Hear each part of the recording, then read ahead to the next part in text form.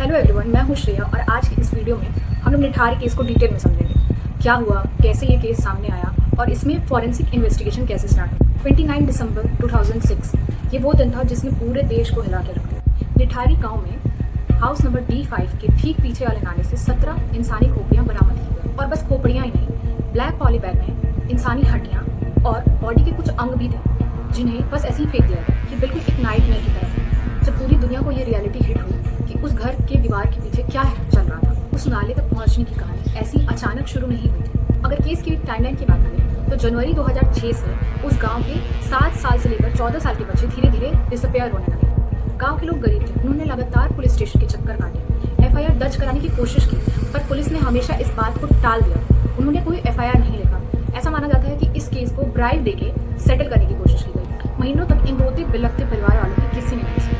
Police ने भी FIR दर्ज करने से मना कर दिया। फिर आती है 7 मई 2006 जब पायल नाम की एक लड़की गायब हो जाती है और धीरे धीरे इस केस में एक नया मोड़ आता है। अब आप ये सोच रहे हैं कि आखिरकार इस हाउस D5 में कौन रह रहा है। तो यहाँ 2 लोग रहते हैं। पहला मुनिंदर सिंह पंधे जो 55 साल का एक बहुत ही इन्फ्लुएंशियल बिजनेसमैन था और उसकी ही ये प्रॉपर्टी थी जो D5 हाउस थी। और दूसरा उसके साथ रहने वाला उसका कोच सुरिंदर कोहली। पंधे के पैसे और रुपये ने यहाँ पे बेसिकली एक ढाल काम किया। पुलिस एक अमीर बिजनेसमैन के हाथ डालने से घबरा और बिना किसी लड़के गरीबों के बच्चे गायब होते हैं। तो आखिर ये D5 हाउस की दीवारें गिरी कैसे? ये लोकल पुलिस की मदद से बिल्कुल नहीं। 7 मई को पायल जब हाउस नंबर D5 से गायब हुई तो उसके पिता नंदलाल ने हार नहीं।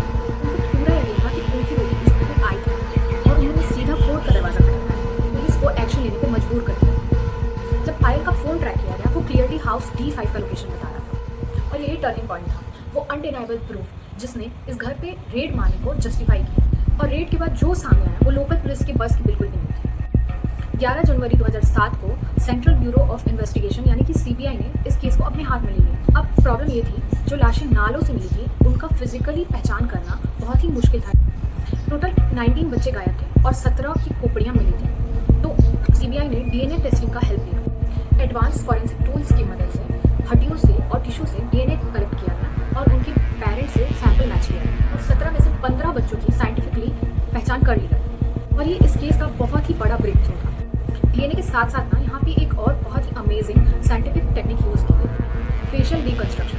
ये बेसिकली 3 स्टेप का प्रोसेस होता है और बहुत ही डिटेल होता है। सबसे पहले रिकवर स्कल्स को डीपली एनालाइज करते हैं, फिर forensic experts specialised software use करके उन स्कल्स के 3D स्ट्रक्चर को मिसिंग बच्चों के फोटो के ऊपर इम्पोज करते हैं, यानी एक के ऊपर एक ओवरले करते हैं एंड फाइनली एक परफेक्ट एनाटॉमिकल मैच बनाते हैं। और साइंटिफिकली ये प्रूव हो गया कि ये लाशें उन्हीं बच्चों की जिनकी कंप्लेन पुलिस वालों ने इग्नोर कर दी थी। अब फिजिकल सबूत तो थे लेकिन मोटिव और डिटेल्स अभी भी मिसिंग थे। ये सब कैसे और क्यों हुआ, इसके लिए कन्फेशन चाहिए था जिसको कोर्ट में झुटलाया ना जा सके। तो जनवरी 2007 में कोर्ट ने नार्को एनालिसिस के लिए परमिशन दी। तो नार्को एनालिसिस क्या है? इसमें सस्पेक्ट को एक ट्रुथ ड्रग दिया जाता है जिसकी वजह से दिमाग लॉजिक और लाइज कंस्ट्रक्ट नहीं करता। दोनों सस्पेक्ट्स को गांधीनगर के फॉरेंसिक साइंस लैब में ले जाएंगे जहाँ उनका नार्को एनालिसिस हुआ जिससे लाइन बाई लाइन सारी सच्चाई सामने आ सके। और बात सिर्फ नार्को एनालिसिस पे नहीं रुकी, CBI ने ब्रेन मैपिंग की ये देखने के लिए कि जो सस्पेक्ट्स हैं उनका दिमाग किसी क्राइम के डिटेल पे कैसे रिएक्ट करता है। फिर पॉलीग्राफ या लाइट डिटेक्टर टेस्ट भी किया